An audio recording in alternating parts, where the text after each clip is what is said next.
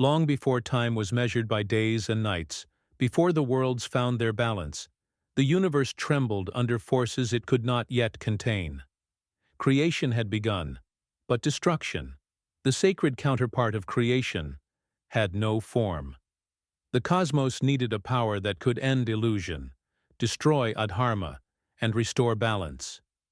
From this need arose the divine weapon that would become the very extension of Mahadev himself, the Trishul. In the age when gods, sages, and elements still conversed freely, chaos began to stir in the lower realms. Asuras grew arrogant, believing destruction was mere annihilation, and not transformation. Their power disrupted the rhythm of the universe. The Devas realized that no ordinary weapon could subdue such forces.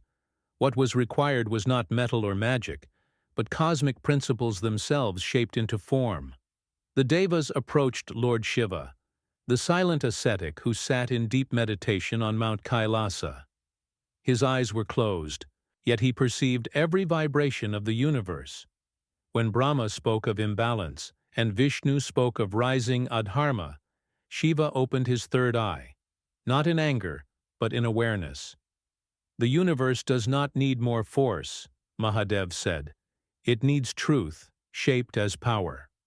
Thus began the forging of the Trishul. The weapon was not created in a workshop, nor shaped by hands. It was born from the very elements that govern existence. First came the sun, Surya, the source of life and time. From the heart of the sun was drawn a flame so pure it did not burn. It illuminated. This became the central prong of the Trishul, symbolizing jnana, supreme knowledge. It represented the truth that burns ignorance, the light that reveals reality, and the fire that ends illusion. This prong carried the power of Mahakal, the Lord of Time. Next came Vayu, the eternal wind that moves unseen yet sustains all life. From the speed of storms and the breath of creation, Vayu offered his essence. This formed the right prong of the Trishul, symbolizing Icha Shakti, willpower. It gave the weapon swiftness, unpredictability, and the ability to strike where least expected. This prong carried the force of change, movement that no force could restrain. Finally came Agni, the sacred fire worshipped in every yajna. Agni offered not flame, but transformation itself, the power that turns offering into essence. This formed the left prong of the Trishul, symbolizing Kriya Shakti, action. It ensured that once the Trishul struck, nothing impure could remain, not destroyed, but transformed. When sun, wind, and fire merged, the universe shook. The three forces aligned, and from their union emerged the Trishul, not a weapon of death, but of cosmic balance. Yet the Trishul remained incomplete. It needed a bearer whose consciousness matched its power. Lord Shiva rose from meditation. As he grasped the Trishul, the weapon awakened. The three prongs aligned with Shiva's own nature: creator, preserver, destroyer, past, present, future, sattva, rajas, tamas. The Trishul was no longer separate from him. It became Shiva's will given form. With the Trishul in hand, Shiva did not rush to war, for destruction is never impulsive. It waits until Dharma itself calls.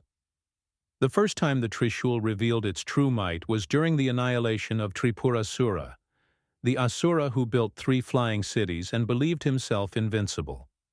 When Shiva released the Trishul, it did not simply strike, it collapsed the illusion of invincibility.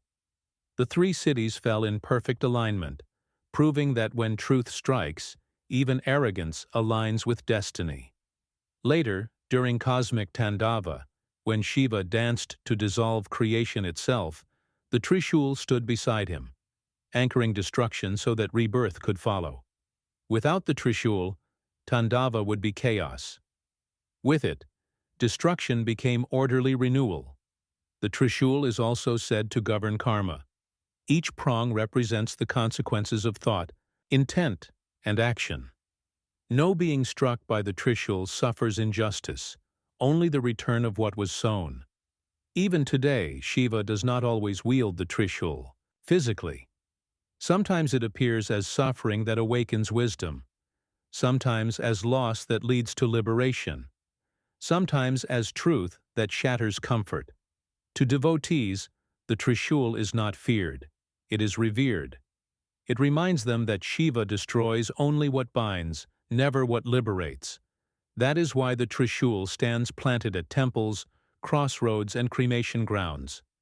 It marks places where illusion ends and truth begins, where ego dissolves, where fear is consumed. Forged from sun, wind, and fire, the Trishul is not merely a weapon. It is a cosmic equation. And as long as Dharma trembles and adharma rises, the Trishul will remain, silent, upright, eternal, waiting for the moment truth must strike.